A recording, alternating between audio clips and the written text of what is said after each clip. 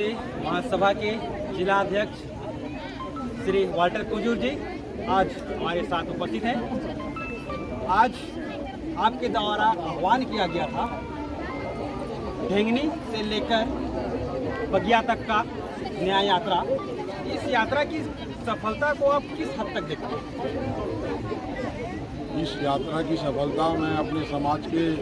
सभी प्रत्येक व्यक्ति को मैं समर्पित करता हूं, क्योंकि जब से हमारे साथ इस तरह की घटना घटी है, मैंने जशपुर विधायक रायमुनि भगत जी के द्वारा ईसा मसीह का अपमान की थी, अनर्गल बात की थी, उनका मजाक उड़ाई थी, तब से लेके आज तक, चाहे वो जिले में एफआईआर का आवेदन देना हो, या तो फिर एसपी कार्यालय जाने की बात हो, या तो फिर जैसे आप लोगों ने देखा होगा 3 अक्टूबर को पत्तल गांव से लेकर नौदाम तक का जो मानव श्रृंखला कार्यक्रम था, उसमें आप लोगों को देखा होगा 1 लाख से ऊपर संख्या थी हमारे समाज की। उसके पश्चात जो ये हम लोगों ने जो न्याय यात्रा ढेंगनी आस्था से जो बगिया तक का निकाले थे, बहुत ही सफलपूर्वक रहा, क्योंकि जगह जगह जिला प्रशासन हमें रोकने के प्रयास किया, उसके बावजूद नहीं रुके। और वास्तव में हमारे समाज के लोग एक जागरूक और एक सकारात्मक विचारधारा, क्योंकि हमें जिला प्रशासन से हमें न्याय नहीं मिल रहा था, इसलिए हम लोग उम्मीद लेके न्याय यात्रा, और ये यात्रा को मैं बोलूँगा बहुत ही सफल रहा। और हमें विश्वास है हमारे प्रदेश के मुख्यमंत्री, हमारे विधानसभा के विधायक माननीय श्री विष्णुदेव साय जी जरूर इस तथ्य को संज्ञान में लेंगे, और हम जशपुर वासियों के साथ जो घटना घटी, वास्तव में दुखी थे, हमारी भावनाओं जो आहत हुई है, उसको देखते हुए हमें न्याय जरूर देंगे। इस यात्रा को जिला प्रशासन की ओर से कई जगह रोकने का प्रयास किया गया। आप एक जिला अध्यक्ष हैं, क्या दबाव रहा आपके ऊपर? जी, निश्चित तौर पर यह कि बहुत बड़ी चुनौती थी, क्योंकि हम लोग शासन और प्रशासन दोनों से ही लड़ रहे थे, क्योंकि कहीं ना कहीं प्रशासन के ऊपर दबाव था, क्योंकि कोई भी प्रशासन शासन के हिसाब से चलता है, तो कहीं ना कहीं वो लोग हम लोग इस कार्यक्रम को विफल करने का कोशिश किए। लेकिन हमारे समाज के या युवा वर्ग बोले, या तो माता या पिता भाई बहन सभी लोगों ने सकारात्मक विचार लेके आगे बढ़े, और अंततः आज हम लोग बगिया पहुंचने में सफल हुए, और ज्ञापन हम लोग सौंप दिए हैं, और निश्चित तौर पर हमें न्याय मिलेगी, ऐसा हमें पूर्ण विश्वास है। इतना लंबा यात्रा प्रशासन की ओर से कई बार कहा गया कि ये शांतिपूर्वक संपन्न नहीं हो सकती, पर आज यह यात्रा पूरी तरह से शांति ढंग से हुआ है। आप ईसाई समुदाय को किस अंदाज से देखते हैं कि ये हिंसक है क्या, कि इन्हें जगह जगह पर रोकने का प्रयास किया गया था इस प्रकार? जी, एक चुनौती था यहाँ पे, क्योंकि प्रशासन मतलब एकदम से उनको नकार भी लगता है, कहीं ना कहीं वो लोग भी सहयोग रहा, अन्यथा हम लोग यहाँ तक पहुँचना संभव नहीं था, उनकी भी मजबूरी थी। हम लोग सब चीज़ को देखते हुए समझते हुए लोग आगे बढ़े, और मैं निश्चित रूप से समाज के प्रत्येक व्यक्ति को इसका श्रेय देता हूँ, क्योंकि वास्तव में हमारा समाज की वो जो तथ्य थी, उनकी जो तबियत थी, उससे बहुत ही आहत है, और सब न्याय की उम्मीद में है, और न्याय के लिए सड़क पर उतरे हैं। और हम जब तक न्याय नहीं मिल जाएगी, अभी एक उम्मीद है कि हमें न्याय मिलेगी। यदि अगर यहाँ से न्याय नहीं मिलती है, तो हम लोग निश्चित तौर पर न्यायालय के शरण में जाएंगे।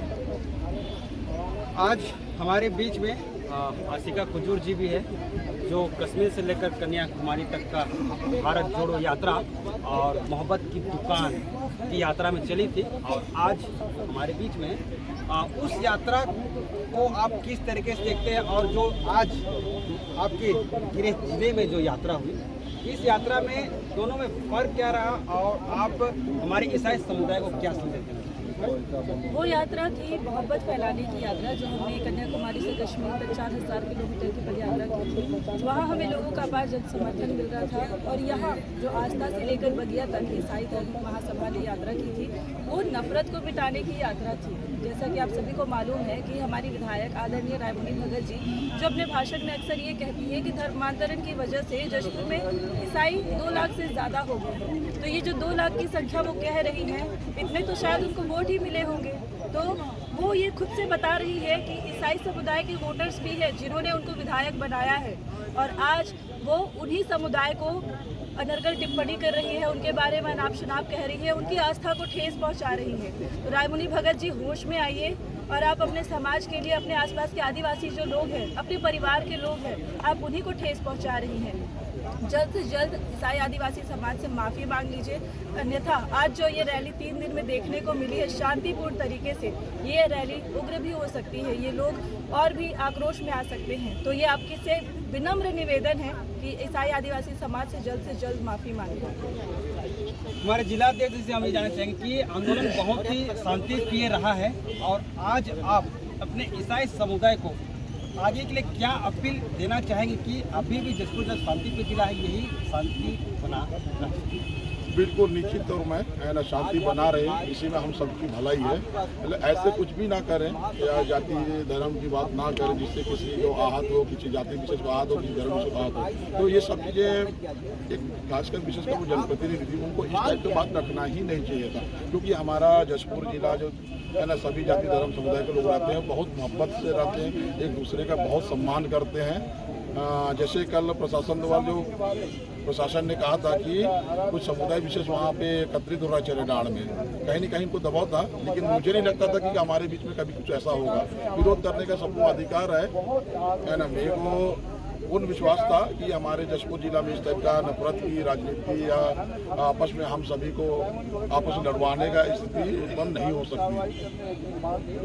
ठीक है, आप सभी ने हमारे जिलाध्यक्ष श्री वाल्टर कुजूर जी को सुना है और हमारे बीच में आशिका कुजूर ने भी सुना है और इनके द्वारा यही अपील किया जा रहा है कि जसपुर जिला शांतिप्रिय जिला है, सभी धर्म जाति के लोग इसे बनाए रखें। साथ ही जिला प्रशासन का भी अच्छा सहयोग रहा, जिसके माध्यम से ये कई जगह रुकावट जरूर हुई, बस यात्रा कहीं बाधित नहीं हुई, यात्रा निरंतर चलती रही। तो इसके लिए जिला प्रशासन को भी जिलाध्यक्ष के द्वारा धन्यवाद दिया जा रहा है और यही अपील है कि कोई भी शांति भंग ना करे।